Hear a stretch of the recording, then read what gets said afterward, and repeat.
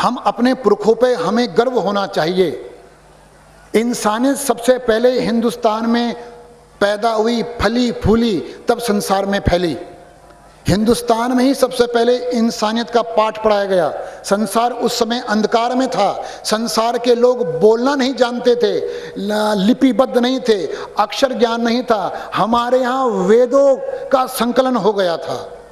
हम लोग तो बहुत एडवांस हैं, लेकिन इस जन्मजात जाति भेद ने हमें गुलाम बनाया और हम धीरे धीरे पतन की ओर चले गए। देखो, एक और, सांप को देवता कहते हैं हमारे यहां, सांप को देवता कहते हैं। क्यों? उसे देवता की तुलना क्यों कर दी? क्या दे रहा है हमको वो सांप? हमें क्या दे रहा है? कितना गजब हमारे महापुरुषों ने सूत्र दिया। सांप चूहे खाता है, फसल को ज्यादा नुकसान चूहे पहुंचाते हैं। वो चूहों का दुश्मन है, इसलिए हमारा मित्र है। बिल्ली के लिए कहा गया, अगर बिल्ली मार दोगे तो सोने की बनानी पड़ेगी। कुत्ता मार दोगे, किसी ने सुना आज तक सोने का कुत्ता बनाना पड़ेगा? किसी ने सुना कभी? किसी ने? चूहा मार दोगे तो सोने का बनाना पड़ेगा। बिल्ली के लिए क्यों कहा गया कि बिल्ली मार दोगे तो सोने की बनानी पड़ेगी? क्यों? बिल्ली किसकी दुश्मन है? चूहे की। चूहे से ज्यादा नुकसान है। चूहे से कई तरह की बीमारियां फैलती हैं। खेत में नुकसान करता है, ज्यादा नुकसान चूहा करता है। हमारे महापुरुषों ने कहा इंसानियत के लिए बिल्ली ठीक है, बिल्ली खत्म कर दोगे तो फिर चूहे कैसे मरेंगे? तो सबसे पहले इंसानियत की भावना हमारे इस भारत भूमि में पैदा हुई। इंसानियत की शिक्षा सबसे पहले भारत में दी गई। लेकिन हम भारतीय, हम हिंदुस्तानी अब सबसे पीछे हैं। ऐसे मत समझना अब हम आगे हैं। हमारे पुरखे सबसे आगे थे, आज हम सबसे पीछे हैं। जितना बिरादरी का कुरूप चेहरा आज हिंदुस्तान में है, संसार में इतना कुरूप चेहरा इंसान के नहीं देखने को मिलेगा। हमने पिछले साल कहा था, सांप्रदायिक दंगे हमने देखे, सांप्रदायिक दंगों को हमने झेला, लेकिन जातिगत दंगे हम नहीं झेल सकते। ताजा उदाहरण, अभी कुछ दिन पहले आसाम में जातिगत दंगे हुए, कितना भयंकर नुकसान हुआ। 2.5 लाख लोग बेघर हो गए। वो जातिगत दंगे थे, सांप्रदायिक दंगे नहीं थे, वे जातिगत दंगे थे।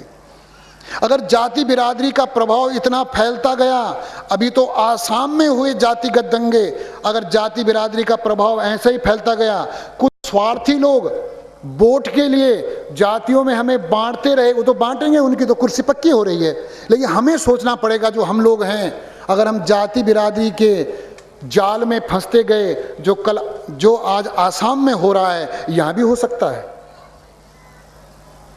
2.5 लाख लोग बेघर हो गए अपने ही घर में, कई लोग मारे गए, कई लोग लापता। जातिगत दंगे कितना भयंकर रूप दिखाया, जानते होंगे। अब तो दुनिया छोटी हो गई है, अब न्यूज़पेपर हैं, टीवी चैनल हैं, सब जगह देखते होंगे। और उसमें, उस आग में हाथ किसने सेके, उसका फायदा किसने उठाया?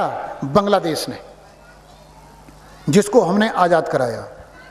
वो एहसान मानने से तो रहा, लेकिन उसने इस जातिगत दंगे को और भड़काया, क्योंकि उसके लोग वहां रहते हैं ना, उसके लोग वहां रहते हैं। इसलिए अगर हम जातियों में इतने ही मजबूती से बटे रहे, डटे रहे, हमारा सर्वनाश निश्चित है। अभी जातिगत दंगे आसाम में, पूरब में हुए हैं। ये लहर, ये हवा, ये जहर धीरे धीरे इधर की तरफ भी फैलता रहेगा। इसलिए जो संघे शक्ति कलयुगे, इस शब्द को समझो। हमारे महापुरुषों ने पहले कह दिया था, वे भविष्यवक्ता थे, वे दूरदृष्टि थे। उन्होंने समझ लिया था हमारी संतान नालायक होंगी, ये बिरादरियों में बटेंगी, ये जातियों में बटेंगी। वे समझ चुके थे, इसलिए उन्होंने हमें उद्घोष दिया, संघे शक्ति कलयुगे। हे हिंदुस्तानियों, जाति रहित एकता में ही ताकत है, शक्ति है। चाहे वो आध्यात्मिक शक्ति, परमात्मा की शक्ति, सामाजिक शक्ति, राजनीतिक शक्ति, कोई भी शक्ति है, वो एकता में शक्ति है।